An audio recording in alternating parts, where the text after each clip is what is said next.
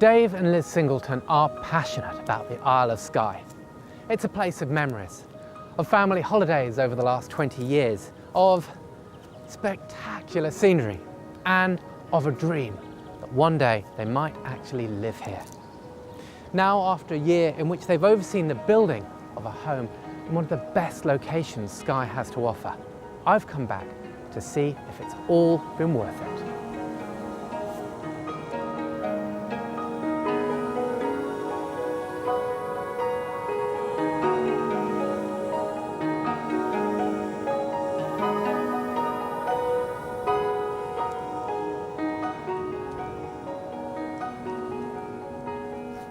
I love this cladding. I mean, it's intense.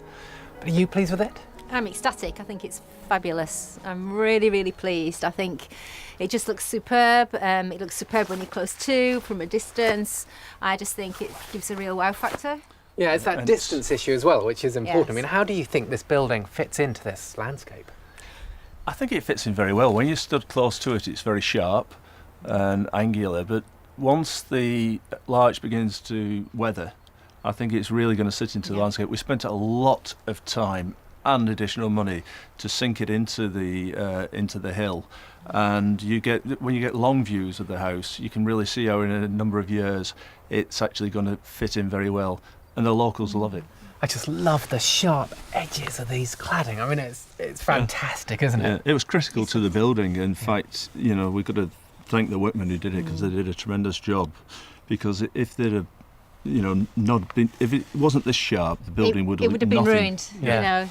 They've spent a long time, made a lot So of much effort, time. Yeah. and I think they've made a fabulous job. It's beautiful. I love that drip edge that's know. produced by the chamfered timber, so the water just drips all the way down the facade, and you can see it just be a sort of incredible The detail's incredible, waterfall isn't it? Though of water coming down there. it's I mean, fabulous. really intense. I mean, you must have Yeah. pity those guys who I just know. said, how many strips of timber? I mean, it's really. It probably stretches from here to Glasgow. I know, it's very intense, isn't it? Yeah. I don't think we were very popular, but they've done a great job, and they know it. Incredible.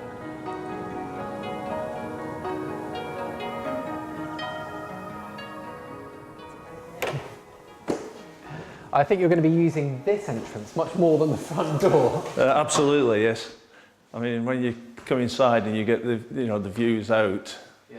I mean, every window's a picture frame, and you see forever. You see 40 miles in that direction. Spectacular. And somehow the piers on the outside actually separate up the views, so it does seem to be quite a good separation from that direction and out that way and that way. So it does separate. You've got different views. Yeah, this way we're out to the Isle of Egg, down to Ardmurchan Point, and the lighthouse there, which is must be 40 miles, the Moydart and Knoydart. So we see that huge panorama. I remember when we were in Carlos's house in Portugal, he was very clever with key pieces of furniture, and I see that you've done the same here.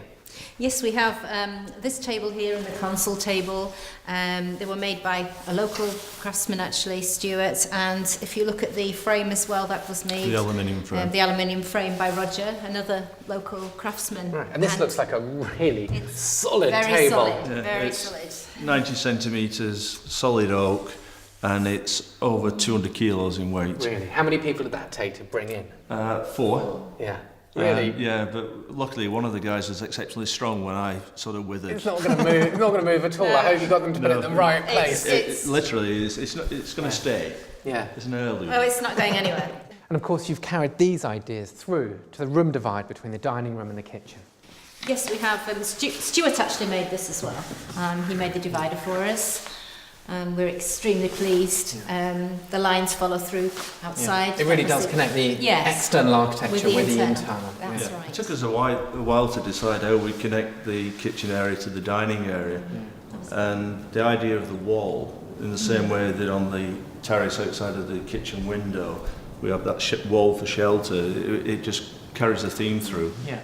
And it takes us right through into the kitchen. It's a clever device, very simple, but it's a room divide and also probably a display plinth. And basically, this must be the kitchen with the best view in the whole country. I mean, it's incredible. Well, I don't do any work, let's put it like that. Imagine. You just constantly looking at the ships, the mountains. Yeah, let the dishes boats. stay dirty. Yep. You could just watch the view all day. That's what I do. Yeah, amazing. It's fantastic.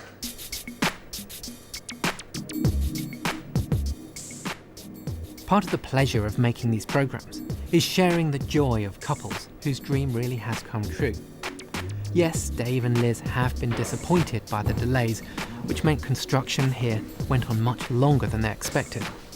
But it's very clear to me that any frustrations they felt have been eclipsed by the thrill of moving in, by the delight of seeing their new house start to blend into its spectacular surroundings, and by knowing that they can continue their link with the Isle of Skye, not by staying in hotels as they have done for the past 20 years, but as residents in their own home.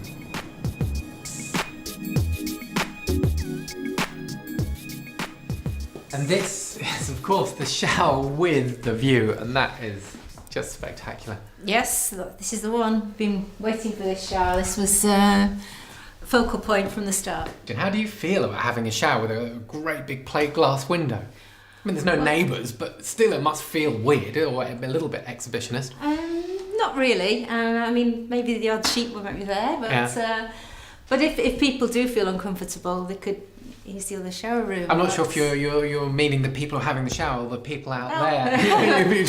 I must admit we did think it would probably mist up fairly quickly, and it doesn't. Yeah. But I have no problem, and I don't think many people will.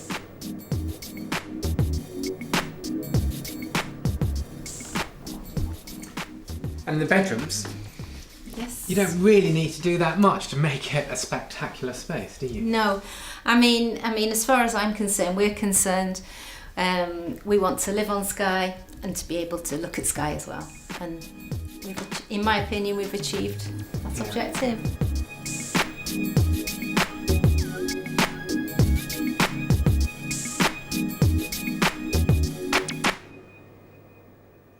I know that this build has caused you a certain amount of frustration and certainly a bit of stress, but now that you're into this magnificent piece of architecture, is all that starting to disappear? We found it frustrating, not so much stressful, because we knew at the end it would be what it is. Because from the drawings and from the site, you know, you just knew what it was going to turn out like.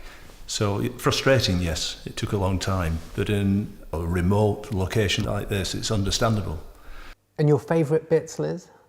The kitchen window was something I hadn't sort of thought about in great detail, but it was mind-blowing as I saw the kitchen window, and then your eye just pans round. So I'd say walking in through the kitchen door is my favourite part. And Dave? It's from this side of the house looking out towards Egg, and Egg changes so much during the day. It has so many different characteristics about it. I think it's fascinating. It feels like we've been on a real journey together. Has this been an emotional experience for you? Yes. At times. Yeah, I think it's very emotional. But I'm getting emotional now looking at the view out to Egg. I think that, it is, because it has built our dream home. Definitely. Yeah. Definitely built the dream home. And we're not going to do it again. There's no need. This is it. This is you it. Found it. Yeah. Mm-hmm.